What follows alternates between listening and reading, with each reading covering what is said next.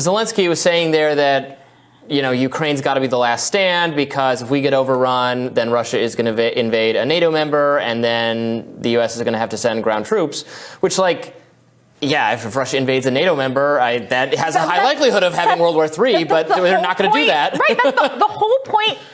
It's such a backward argument. The whole point of Russia invading Ukraine is to prevent it from being a NATO member.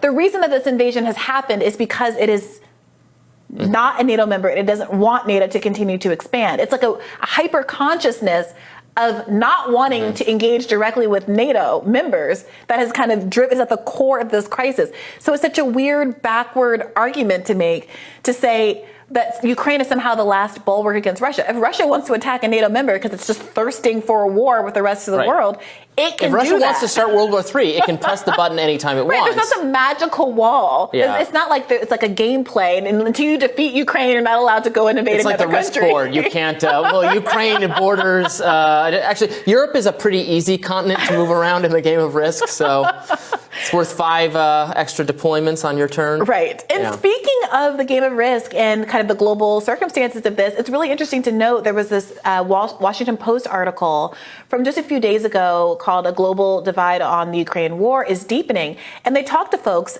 particularly in the global south. It opens with a quote from a South African radio host who says, quote, we were lied to. And the article basically makes the argument, here's what he goes on to say, why had President Vladimir Putin deemed it necessary to invade? Why was NATO fueling fire? Those are the questions that have been percolating in the Western media. But the other parts of the world are saying, when America went to Iraq, when America went to Libya, they had their own justifications that we didn't believe. And now they're trying to turn the world against Russia. This is unacceptable too. I still don't see any justification for invading a country, but we cannot be dictated to about the Russian moves in Ukraine. I honestly feel like the U.S. was trying to bully us. And this is a sentiment that goes around the world. Other countries, this article focuses a lot on people in India who have increased trade. India increased trade with Russia by 400% since the invasion.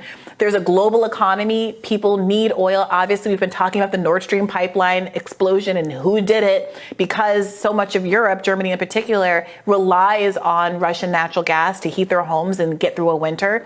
And it's becoming increasingly clear to people, especially outside of the U.S. media bubble, that we are pressing our agenda, which is not shared with all of these other countries around the world, and which, frankly, is at their detriment.